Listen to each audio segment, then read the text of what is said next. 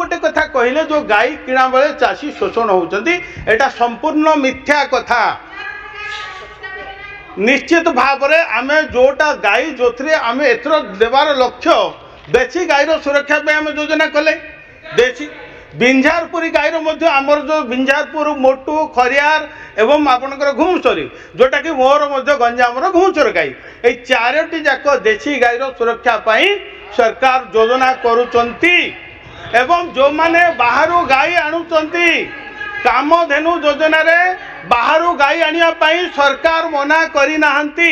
आपण बाहर गाई आनी परिबे निजे निजे गाई आनिला पर आमे सब्सिडी देवार व्यवस्था करूछु 1,61,000 टंका। आउ गोटे कथा हो जे मिडिल मैन नाही एथिले नेशनल डेवलपमेंट डायरी बोर्ड जोटा कि एनडीडीबी सहित आमर चुक्तिनामा होईची एवं साइन होईची।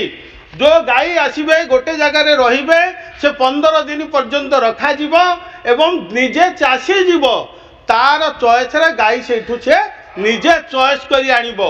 जो गाई नो मिडिल मैन एवं जो गाई जदि से चॉइस नहला से गाई को से पुणी रिटर्न नेवार व्यवस्था कराई। एवं आप जानी खुशी हे गोटे कथा जे घुमुसर गाई देशी गाईर जो विभिन्न रही आज ओमफेड ओडिशा रे सशक्त होउची। ओमफेड को आमे पुणी ताकू रिवाइज करिचु। आज श्रीमंदिर रे जगन्नाथ कृपारू 1 टन घी डेली श्रीमंदिर जगन्नाथ सेवार लगुच ओमफेड घी। तेणु निश्चित भाव में कौन अनियमित नहीं।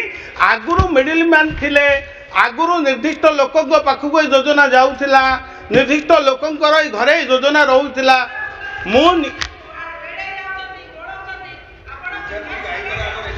आमे सबू देशी गाईर सुरक्षा केवल बिंझारीपुरी नुह